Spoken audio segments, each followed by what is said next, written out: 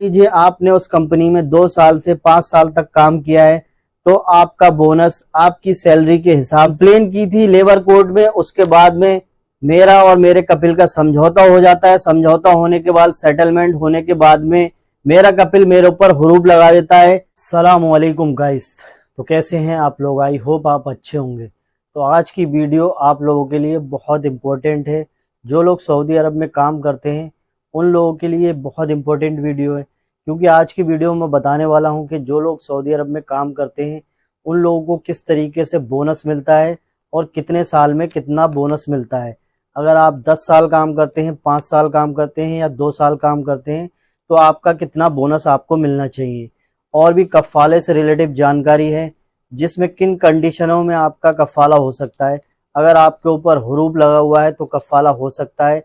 अगर आप नए आए हुए हैं, आपके पास इकामा नहीं है, तो आपका कफ़ाला हो सकता है। तो पूरी इन्फॉर्मेशन इस वीडियो में आप लोगों के साथ शेयर करने वाला हूं, तो वीडियो को लास्ट तक ज़रूर देखिएगा। तो सबसे पहले मिनिस्ट्री ऑफ ह्यूमन रिसोर्स की तरफ से एक अपडेट आ रही है, जिसमें बताया गया है कि कितने दिनों में आपको कितना बोनस दिया जाएगा। अगर मान लीजिए आप लोगों ने 2 साल किसी कंपनी में काम किया है, अगर आप अपनी मर्जी से जाते हैं उस कंपनी में टर्मिनेट करके अपना कॉन्ट्रैक्ट, तो आप लोगों को कोई भी बोनस नहीं दिया जाएगा।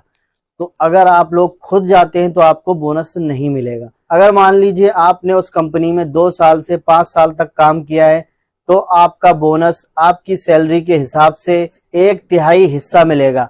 यानी कि अगर आपकी 1500 रुपये सैलरी है तो 1/3 का मतलब है यानी कि 500। तो इस तरीके से आपको 2 साल से लेके 5 साल के बीच में अगर आप काम करते हैं तो 1/3 आपको सैलरी का हिस्सा मिलेगा बोनस के तौर पर। अगर मान लीजिए आप 5 साल से लेके 10 साल के बीच में काम करते हैं तो आपको 2/3 हिस्सा मिलेगा आपकी सैलरी का बोनस। यानी कि 1500 रुपये आपकी सैलरी है तो 2/3 का मतलब हो गया आपको 1000 रुपये बोनस के तौर पर दिए जाएंगे।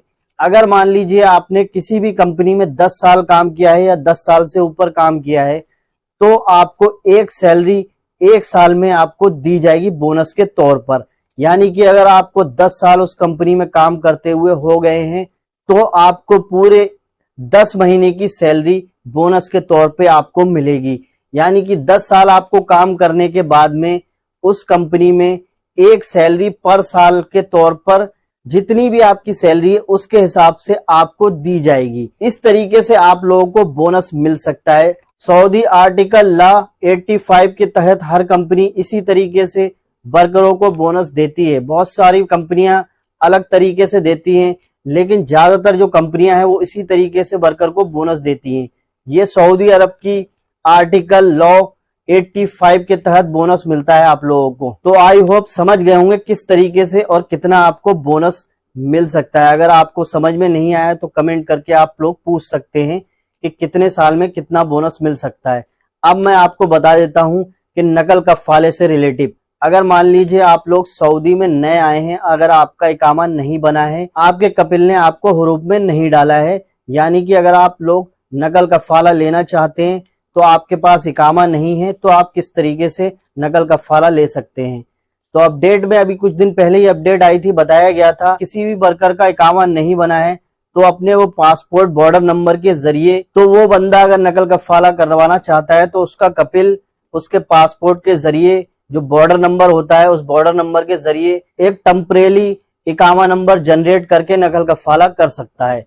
अगर ऐसी सूरत में उस बंदे ने अगर उस पर हुरूप लगा दिया है तो वो बंदा नहीं कर सकता। तो इसी तरीके का एक बंदे ने सवाल किया है, मैंने मिनिस्ट्री से सवाल किया है कि मैं अपने पासपोर्ट बॉर्डर नंबर के जरिए नकल कफ़ाला ले सकता हूं, मेरे कपिल ने मुझ पर हुरूप लगा दिया है।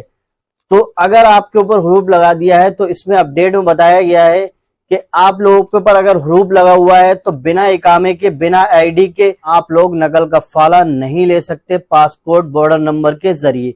बॉर्डर नंबर के जरिए सिर्फ आप उस कंडीशन में ले सकते हैं अगर आप लोग नए आए हुए हैं, आपका इकामा नहीं बना है, तब आप अपने बॉर्डर नंबर के जरिए एक टेम्परेरी इकामा नंबर जनरेट करवाकर नकल कफ़ाला ले सकते हैं। अगर आपका हुरूप लग चुका है, आपके पास आईडी नहीं है, तो ऐसी सूरत में आप लोग नकल कफ़ाला नहीं ले सकते।